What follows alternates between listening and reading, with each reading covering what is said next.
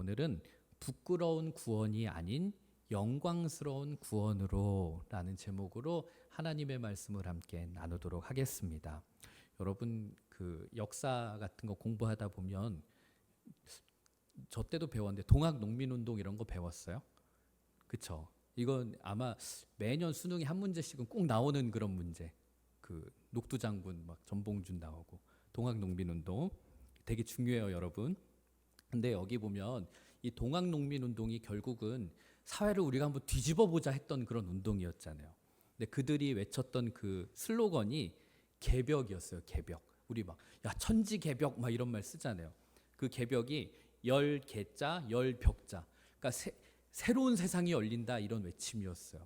그래서 이 양반들이 득세하고 기득권이 있는 이 사회를 뒤집어 엎자. 그래서 그들이 외쳤던 그 슬로건이 천개지벽 개천벽지라고 그래요. 이게 하늘이 열리고 땅이 열린다. 약간 좀 어디서 많이 들어본 이야기 같지 않아요?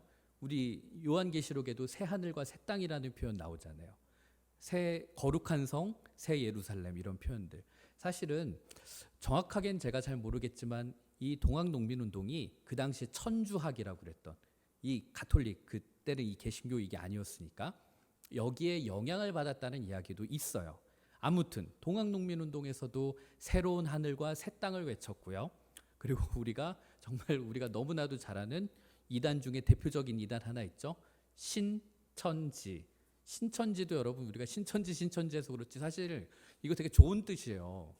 근데 원래 알죠? 이단들은 항상 좋은 거를 먼저 가져가요. 그래서 항상 우리나라 되게 유명한 이단 중에 하나가 하나님의 교회도 있잖아요. 여러분 하나님의 교회라는 단어가 뭐가 나빠요? 그런데 하나님의 교회라는 이름을 가져간 하나님의 교회 안상홍이라는 이단도 있어요. 신천지도 마찬가지예요. 새 하늘과 새 땅이라는 것은 사실 우리에게는 엄청 복음이고 좋은 거예요. 그런데 이만희가 신천지라는 이름을 가져다 쓴 거예요. 새로운 신이죠. 하늘천, 지, 땅지, 새 하늘과 새 땅. 그 이야기예요. 오늘도 이제 그 부분에 대한 이야기를 다루는 게 이제 21절인데 1절을 한번 읽어보도록 할게요. 또 내가 새 하늘과 새 땅을 보니 처음 하늘과 처음 땅이 없어졌고 바다도 다시 있지 않더라. 이렇게 얘기했어요. 자, 우리가 성경을 보면서 새롭다라는 단어가 성경에서는 나름대로 조금 중요한 단어입니다. 왜냐하면은 여기에는 여러 의미가 있기 때문에 그래요. 여기서 보면은 새 하늘과 새 땅이라고 말할 때 이 새롭다 하는 단어가 이제 그리스어, 여러분 이 그리스어로 쓰여졌잖아요. 그리스어로 쓰여질 때 여기서는 카이노스라는 단어를 썼어요. 카이노스. 여러분도 한번 안 들어봐도 괜찮아요. 그냥 흘려 지나가요. 카이노스라는 단어를 썼는데 이 카이노스 단어 말고도 새롭다라는 뜻이 또 있어요.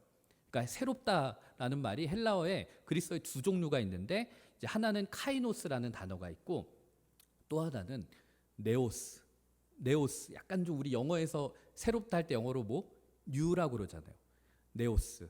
약간 그 뉴라는 단어가 저 네오스에서 나온 거예요. 그래서 새롭다라는 말이 카이노스라는 말이 있고 네오스라는 말이 있는데 자 여기서 이제 이 네오스라는 말은 뉴 웨이브 막 이러잖아요. 새로운 물결, 새로운 젊은 신선한 이런 뜻을 갖고 있는 거예요.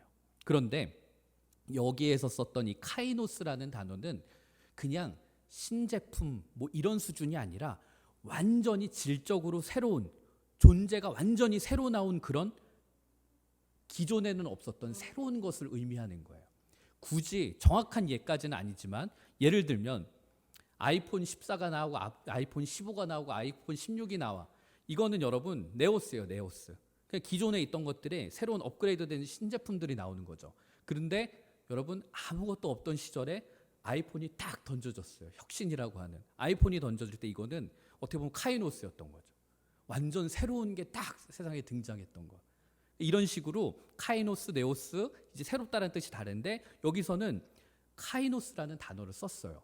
그 이유는 뭔가 하면 앞으로 장차 우리들에게 임할 새 하늘과 새 땅이라는 것은 그냥 우리가 봐오던 거에서 조금 업그레이드된 정도의 좋은 나라, 좋은 새 땅 정도가 아니라 완전히 근본적으로 우리가 한 번도 보지 못했던 완전 새로운 것이기 때문에 우리들이 그동안에 경험했던 것들, 생각과 철학으로는 도무지 이해가 될 수 없는 그런 상태를 얘기하는 거였어요. 그래서 여러분, 우리가 여러분 중에 가끔 서점에 가면 그런 책들이 있어요. 제가 천국에 다녀왔어요. 제가 천국에서 본 장면들을 기록했어요. 뭐 천국에 다녀온 뭐 40일 막 이런 책들이 있는데, 여러분 별로 궁금하면 봐도 되는데 그렇게 영향은 받지 마세요. 왜냐하면 그렇게 성경적이진 않습니다. 왜냐하면 여러분 거기에 나와 있는 사람들이 보고 느끼는 것들이 자기가 경험한 범위 내에서 느끼고 본 것들이에요. 그런데 여러분 천국이라는 곳, 하나님의 나라는 우리가 생각하는 그 수준을, 차원을 완전히 뛰어넘는 거예요. 여러분 우물 안에 개구리가 갇히면 그 개구리는 우물 안만 보잖아요. 다른 세상에 뭐가 있는지 몰라요. 그런데 우리의 수준, 우리가 우물 안에 있는 거라면 천국은, 하나님 나라는 우리의 생각과 사고방식을 완전히 뛰어넘는 새로운 곳, 완전히 새롭게 창조된 그곳을 의미하는 거예요. 그렇기 때문에 누군가가 야 천국은 이런 곳이었어, 내가 환상 가운데 이렇게 봤어, 이렇게 얘기하는 건 너무 우리가 믿을 필요가 없다는 겁니다. 자, 처음 하늘과 처음 땅이 지나가는 거예요. 왜냐하면 여러분 새로운 땅과 새로운 하늘이 온다라는 것은 옛날 거가 있었다는 거잖아요. 자, 이 옛날 거, 우리가 지금까지 살아오던 이 시대, 이 세상은 이제 언젠가는 지나간다는 거예요. 그렇기 때문에 우리가 이 땅에 아둥바둥하면서 살지 않아도 된다라는 거죠. 왜냐하면 이 땅엔 언젠간 지나갈 거기 때문에, 우리에게는 새 하늘과 새 땅이 있기 때문에 여러분들이 이 땅을 살아가는 거에도 우리가 에너지를 쓰고 전념을 다해야 되는 건 맞지만 장차 다가올 새 하늘과 새 땅도 우리는 기대하고 준비해야 된다는 거예요. 그러면서 1절에 보면 재밌는 표현이 하나가 또 나와요. 새 하늘과 새 땅이 오면서 뭐라 그러냐면은 바다도 다시 있지 않더라, 이런 말이 나옵니다. 여러분 바다, 제가 예전에 한번 설명을 했었는데 요한계시록에서 바다라고 하면 좋은 의미가 있을까요? 나쁜 의미가 조금 있을까요? 약간 좀 나쁜 의미였어요. 자, 바다라는 곳은 세상을 뜻한다고 그랬죠. 그리고 여러분 고대인들에게 있어서 바다는 두려움의 존재, 어떤 미지의 존재, 무질서의 존재, 뭐 이런 느낌이었어요. 그러니까 바다라는 것이 주는, 우리가 푸른 바다를 가서 우리들이 뛰어놀고 이런 느낌보다는 고대인들에게 있어서 바다라는 것은 두려움, 혼돈, 혼란 뭐 이런 느낌이었다고요. 그런데 이 요한계시록을 읽는 사람들에게도 두려움이라는, 그 바다라고 하는, 세상이라고 하는 것이 두려움으로 느껴졌는데, 요한계시록을 읽다 보면 여러분 적그리스도도 바다에서 등장하고요, 그리고 악의 세력들도 바다에서 등장하는 것을 우리는 볼 수 있어요. 그래서 제가 예전에 한번 얘기했었죠. 바다는 요한계시록에서 세상을 상징한다, 악의 세상을 상징한다라는 이야기를 했었어요. 그런데 그러한 바다가 이제는 다시 있지 않더라. 새 하늘과 새 땅에는 혼돈도 없고 무질서도 파멸도 두려움도 없는 곳이다, 재앙이 없는 곳이다 라는 이야기를 요한계시록이 하는 거예요. 이 말을 듣는 초대교회 성도들은 그래, 새 하늘과 새 땅은 더 이상 우리를 두렵게 하고 힘들게 하고 무섭게 하는 그런 것이 없는 그런 곳이구나 하면서 기뻐했어요. 그 5절을 보면은 여러분, 보좌에 앉으신 이가 이르시되 내가 만물을 새롭게 하노라 하시고 또 이르시되 이 말은 신실하고 참되니 기록해라 하셨다는 거예요. 그 당시에 요한계시록을 읽던 사람들 마음 가운데는 어떻게 이 세상이 지나가고 새로운 세상이 온다는 거지? 이런 의문이 들었어요. 아니 분명히 새 하늘과 새 땅이 온다는데 뭐 누군가가 영웅이 나타나서 쿠데타가 일어나고 혁명이 오는 건가? 근데 이게 어떻게 이루어질 수 있을까? 전혀 올 것 같지 않은데. 그런데 오늘 말씀 속에서 새로운 세상은 반드시 온다라는 이야기를 해주는 거예요. 그게 누구를 통해서, 누가 그 일을 이루시는가? 하나님이 그 일을 이루시겠다는 거예요. 인간이 아니라, 우리들 인간 중에 대표하는 어떤 한 영웅, 어느 한 장군, 어느 한 정치인이 아니라 하나님이 직접 이 일을 이루시겠다. 그러면서도 그들이 편지를 보면서 못 믿을까 봐 하나님이 뭐라고 남기셨죠? 이 말은 진실하니 진실하고 참되니 기록해라. 여러분 하나님의 말씀은 1.1획도 땅에 떨어질 게 없어요. 그런데 하나님이 이 말은 신실하고 참되다. 그러니까 기록에 남겨라까지 얘기했어요. 하나님이 이 일을 반드시 이루시겠다는 거예요. 그러면서 계속해서 말씀을 이어가시는 게 6절을 보면 또 내게 말씀하시되 이루었도다. 나는 알파와 오메가요 처음과 마지막이라. 내가 생명수 샘물을 목마른 자에게 값없이 주겠다. 여러분, 여기서 또 내게 말씀하시되 이루었도다 라는 단어가 나오죠. 이거 약간 어디서 많이 들어본 말 아닌가요? 성경 속에서 예수님이 이 말 하신 적이 있어요. 어디서 하셨죠? 십자가 위에서 하셨던 거. 요한복음 19장 30절을 보면 예수께서 십자가에서 돌아가시면서 이렇게 말씀하세요. 예수께서 신포도주를 받으신 후에 이르시되 다 이루었도다 하시고 머리를 숙이니 영혼이 떠나가시니라. 예수님이 십자가 위에서 이 말씀을 하셨어요. 근데 예수님이 여기서 다 이루었다 할 때 뭘 이뤘다는 거죠? 우리의 구원을 예수님이 이제 이루셨다는 거예요. 우리를 죄인이라서 우리가 하나님 나라에 들어갈 수 없었던 우리를 대신해서 예수님이 죄값을 치러주심으로 우리가 하나님의 나라로 갈 수 있는 길이 활짝 열렸다는 거예요. 그래서 누구든지 그것을 받아들이기만 하면, 그것을 믿기만 하면, 예수님이 우리의 죄를 위해서 대신 십자가에서 희생하셨다는 것을 믿기만 하면 누구에게나 할 것 없이 하나님 나라로 가는 문이 활짝 열리게 된 거예요. 그래서 십자가에서부터 시작된 구원의 역사가 나중에 주님이 다시 이 땅에 오실 때 비로소 완성된다는 것, 그 이야기를 하는 것이었어요. 그러면서 여기 보면은 나는 알파와 오메가요 이랬어요. 여러분, 알파와 오메가 이거 뭔가 하면은 그리스어 알파벳 할 때 시작이 알파로 시작해요. 그리고 맨 마지막에 오메가로 끝난단 말이에요. 그러니까 우리 뭐 예를 들어서 인터넷이나 이런 데 보면 A부터 뭐 G까지, A부터 Z까지 뭐 막 이러면서 설명하는 것처럼 알파와 오메가, 나는 여기 설명하시잖아요. 처음과 나중이다. 그러니까 시작부터 끝나는 날까지 나는 모든 것이다. 그 이야기를 하시는 거예요. 그런데 여기서 하나님 나라의 포인트 중에 하나는 바로 하늘에서 내려오는 새 예루살렘이라고 하는 이 표현이에요. 2절을 한번 볼게요. 또 내가 보매 거룩한 성 새 예루살렘이 하나님께로부터 하늘에서 내려오니 그 준비한 것이 신부가 남편을 위해서 단장한 것 같더라. 여러분, 이스라엘 사람들에게 있어서 가장 중요한 도시, 가장 중요한 수도 예루살렘은 하나님의 성전이 있는 곳이었어요. 그래서 그들에게 예루살렘은 너무 중요한 곳이었어요. 그래서 여러분, 지금까지도 그렇지만 고대에도 이스라엘 사람들, 유대인들에게 있어서 가장 그 최고의 절기, 명절이라고 할 수 있는 건 모든 전 세계에 있는 사람들이 이 예루살렘 성전으로 다 모여서 거기에서 함께 예배 드리는 것, 제사 드리는 것이 그들에게 있어서 무엇보다 중요한 순간이었습니다. 그런데 그렇게 그들이 중요하게 여겼던 예루살렘이 이 로마 시대 때, 그리고 하나님의 백성들의 불순종으로 인해서 결국 멸망당하게 되잖아요. 무너지게 된단 말이에요. 그런데 지금 이 말씀 속에서 하나님이 주님 다시 오실 때, 내가 다시 오는 새 하늘과 새 땅이 오는 그때에는 너희들에게 예루살렘의 회복이 있을 텐데, 그것도 그냥 단순히 업그레이드 되는 정도가 아니라 완전히 새로운 새 예루살렘의 시대가 열리게 될 것이다.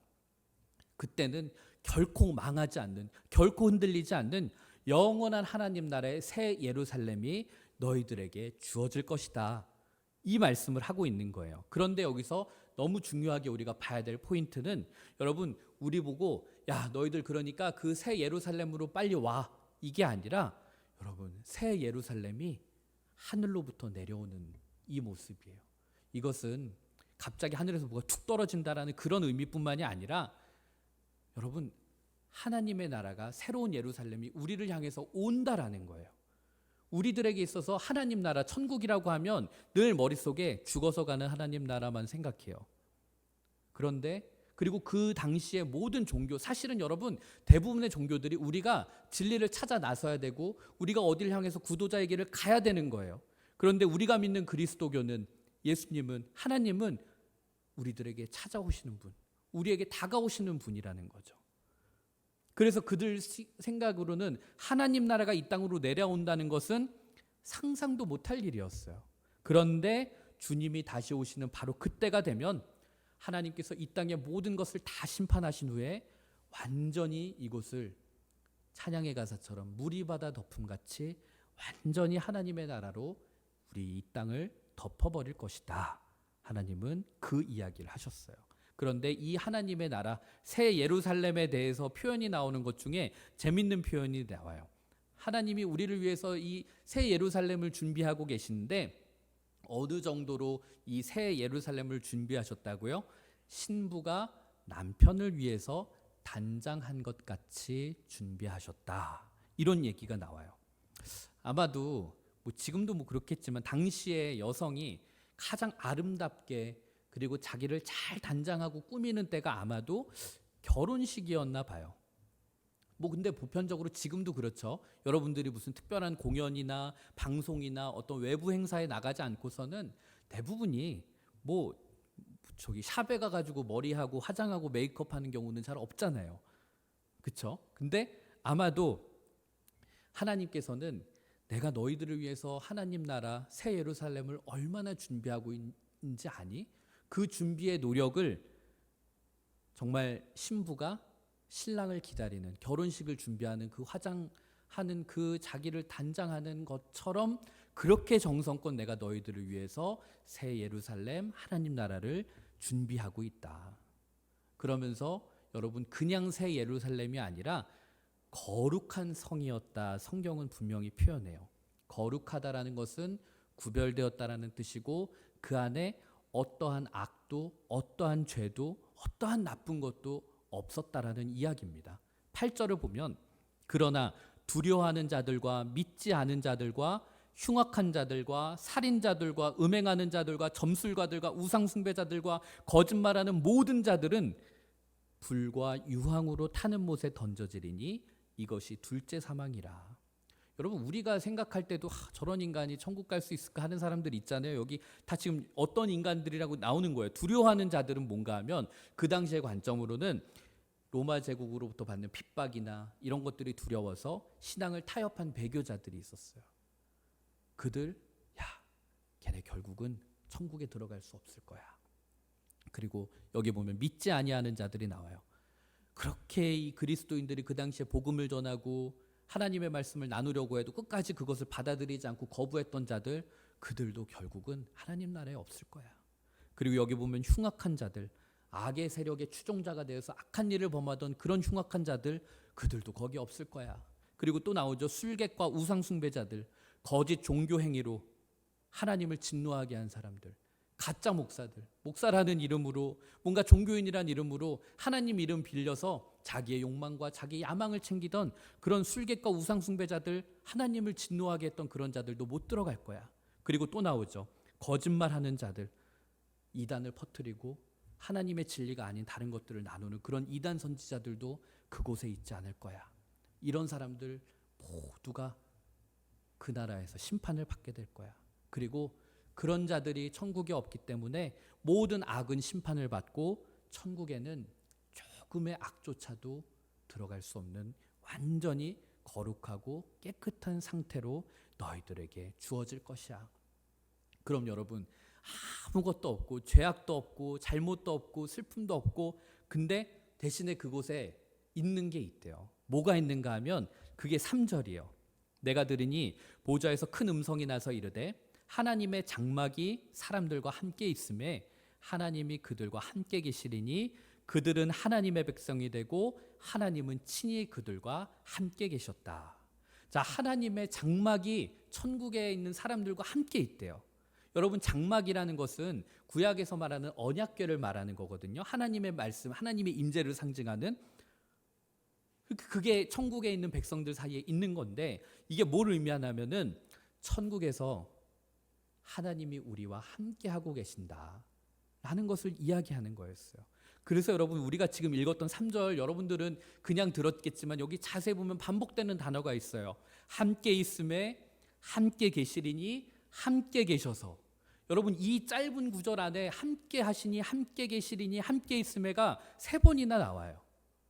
여러분 이 말을 통해서 우리가 알 수 있는 건 뭔가 하면 천국은 언제나 하나님이 우리와 함께 하고 계신 곳이고 이 말을 우리들이 바꿔서 말을 해보면 하나님이 우리와 함께하고 계시면 우리가 있는 곳이 어디든지 간에 그곳이 천국, 하나님 나라가 될 수 있다는 거예요.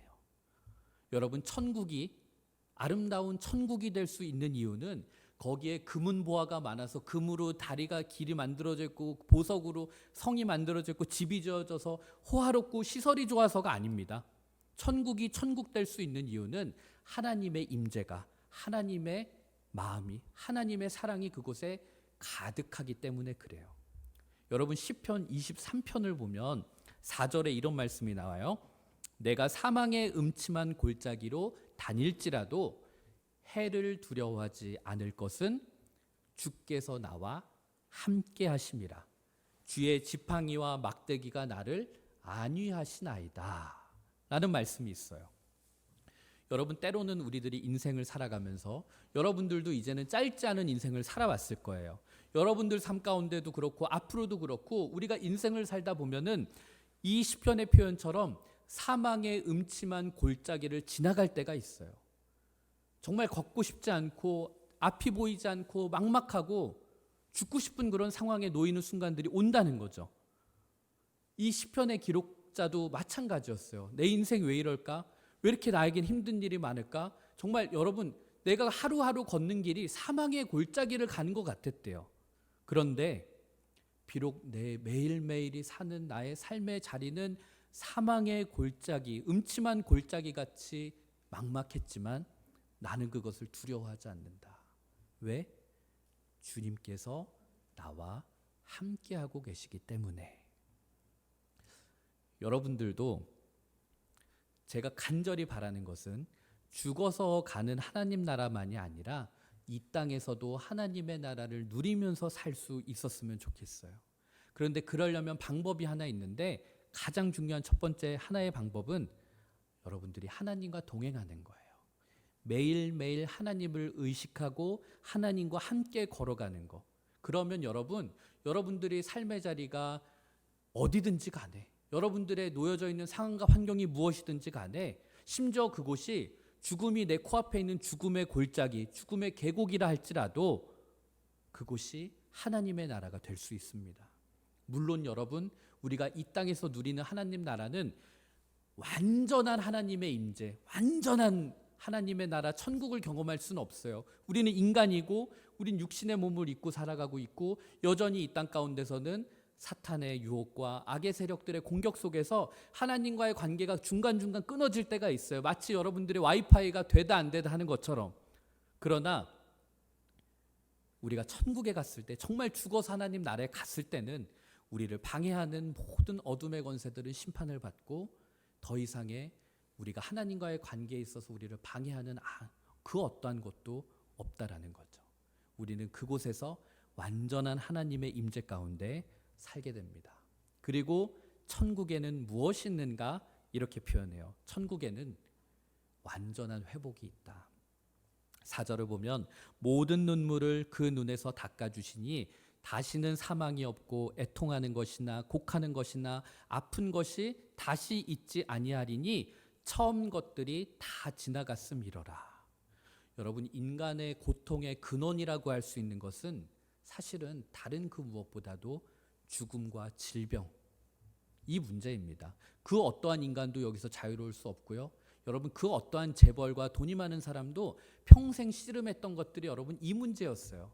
죽음, 건강. 어떻게 하면 내가 죽지 않을 수 있을까? 어떻게 하면 내가 이걸 피할 수 있을까? 어떻게 하면 이걸 벗어날 수 있을까? 그래서 여러분, 돈 많은 사람들이 제일 많이 신경 쓰는 거 건강이에요, 여러분. 오래 살려고. 근데 여기서 보면은 인간의 고통의 근원이라고 할 수 있는 죽음과 질병, 슬픔 이런 것들인데 이게 천국에서는 완전히 사라진다는 거예요. 우리야 뭐 그냥 천국 가면 그래 좋은 일 있겠구나라고 생각하겠지만 우리가 계속 이것을 인식하면서 보게 되는 게 당시에 이 요한계시록의 말씀을 듣고 있던 사람들은 얼마나 이 부분에서 위로가 되었을까요? 예배드리면서 언제 죽을지 모르는 그런 상황 속에서 우리를 잡으려고 위협하는 사람들이 있고, 그리고 우리는 그리스도인이기 때문에 늘 핍박과 불이익을 당하고 절망에 빠져 있고 슬픔에 빠져 살고, 정말 내가 이것을 계속 믿어야 되는 것인가? 내가 계속 그리스도인으로 살아야 되는 것인가? 우리 옆집에 있던 누구가 그렇게 붙잡혀 갔다는데, 그렇게 해서 고문을 당하다 죽었다는데, 밤마다 여러분 정말 눈물 없이는 살 수 없는 그런 그리스도인들의 삶이었다고요. 그런데 그들에게 지금 요한계시록이라는 이 서신을 통해서 천국에 대한 환상을 보여주면서 말씀을 하고 계신 거예요. 야, 너희들 그리스도인으로 살기 때문에 지금 두렵고 힘들지? 근데 그거 두려워하지 마. 너희들이 이 땅 가운데 정말 힘들어도 결국 그곳에서 새 하늘과 새 땅에서 내가 너희들의 모든 아픔과 슬픔과 눈물 다 닦아줄게. 너희를 아프게 하고 너희들 병들어서 힘들고 고통받았던 그 모든 것들 결국 다 지나가고 완전한 위로와 치유와 회복이 천국에서 너희들에게 있을 거야. 얼마나 위로가 되었겠어요. 여러분들 가운데서도 지금 마음의 아픔과 슬픔, 억울하고 두렵고 애통하고 답답하고 도저히 회복될 것 같지 않은 그런 일들을 겪는 사람들 분명히 있을 거예요. 그런데 여러분, 이 말씀 붙잡고 여러분 견딜 수 있었으면 좋겠어요. 예수를 믿기 때문에 여러분들이 잘못해서 겪게 되는 고통 말고, 그건 좀 당연히 우리가 고통받아야 되는 거고, 근데 우리가 예수를 믿기 때문에 의의 길을 가기 때문에 옳은 길을 선택하기 때문에 겪게 되는 그 아픔과 서러움은 주님이 모두 위로해 주실 것이라는 거예요. 끝까지 여러분들이 버티고 이겨내기만 하면 하나님의 위로와 상급이 기다리고 있다. 여러분 오늘 말씀에서 그걸 표현해요. 이 모든 것을 버티고 견딘 그리고 이겨낸 자에게 무엇이 기다리고 있는가 하면 7절, 이기는 자는 이것들을 상속으로 받으리라. 나는 그의 하나님이 되고 그는 내 아들, 그는 내 딸이 되리라. 이기는 자가 뭐예요? 버티고 견딘 사람이에요. 끝까지 배교하지 않고 그들에게는 하늘의 상급이 너희들을 기다리고 있을 것이다. 그 얘기를 요한계시록을 통해서 주는 거예요. 저는 여러분들이 그리고 제가 언젠가 우리 모두가 다 담임 목사님이 얘기하신 천국에서 만날 거라고, 우리 모두가 다 천국에서 만날 거예요. 그리고 하나님 앞에 섰을 때 저도 그렇고 여러분들도 그렇고 간신히 턱걸이로 구원받는 그런 사람들이 아니라, 너무 부끄러워서 막 고개 숙이고 들어가는 그런 구원이 아니라 하나님의 격려와 칭찬과 인정을 받으면서 그렇게 영광스러운 모습으로 구원받게 될 수 있었으면 좋겠습니다. 여러분, 제가 오늘 말씀을 준비하면서 마지막으로 상상해 봤어요. 우리들이 하나님 나라에 들어가는 그 순간, 결국 요한계시록은 그것을 말하는 거거든요. 그런데 제가 살면서 가장 아름다운 포옹이 있어요. 누군가에게 안기는 거죠. 그 장면이 뭔가 하면, 화면 한번 보여주세요 선생님. 이 장면입니다. 이거 2002 월드컵. 여러분 2002 월드컵 때 살아 있었나요? 2002 월드컵 때 저는 참고로 고등학교 2학년이었는데, 자, 이때 박지성 선수가 사실은 그렇게 유명한 선수가 아니었어요. 그렇게 유명하지 않고 그렇게 막 주목받는 선수도 아니었는데 히딩크 감독을 만나면서 발탁이 되고 나중에는 주전 멤버로까지 뛰게 돼요. 그리고 정말 히딩크 감독 안에서 훈련을 받고 격려를 받으면서 저렇게 성장해서 결국은 이제 월드컵 포르투갈전에서 결승골을 넣는 저 장면이에요. 여러분, 저 장면에 박지성 선수가 히딩크 감독을 향해서 달려갈 때 저 표정을 한번 봐요. 그리고 그 박지성 선수를 안아주는 히딩크 감독의 그 두 팔 벌려 기다리는 저 표정도 한번 보세요. 저는 여러분들이 나중에 하나님 나라에 섰을 때 저 장면을 상상했으면 좋겠어요. 너 이 땅 가운데 무슨 죄를 졌어? 너 이런 거 잘못했지? 너 이거 안 돼? 너 이거 부끄러운 거야? 하나님이 너희들을 심판하고 호되게 야단치고 그런 순간이 아니라, 너희들은 정말 예수님 끝까지 지켜내면서 충실하게 살다가 어느 순간에 우리들이 저 세상으로 옮겨졌을 때 박지성처럼 하나님이 가르쳐 주시는 대로 제가 순종하고 그렇게 열심히 뛰다가 열심히 살다가 결국 이뤄냈습니다 하고 달려가고, 거기에 있는 하나님은, 그리고 거기에 있는 천국에 있는 다른 모든 사람들도 저 박지성을 바라보는 것처럼, 히딩크 감독이 박지성을 껴안아주는 것처럼 하나님 품 안에 안기는 저와 여러분이 되었으면 좋겠습니다. 여러분, 부끄럽게 실수해가지고 막 일로 와 괜찮아 하는데 막 숨어서 가는 것보다 그렇게 활짝 안길 수 있으면 얼마나 우리가 행복하겠습니까? 여러분, 그렇게 하려면 여러분, 하나님이 여러분들에게 주어진 그 시간, 지루하고 답답하고 끝이 보이지 않고 묵묵히 정말 답답한 그 길이지만 한 걸음 한 걸음 걸어갈 때, 그때 그 우리들에게 주어진 영적인 싸움 끝까지 잘 싸워내고 여기에서 말하는 그런 이기는 자, 영광스러운 승리의 날을 기약하는 저와 여러분이 되었으면 좋겠습니다.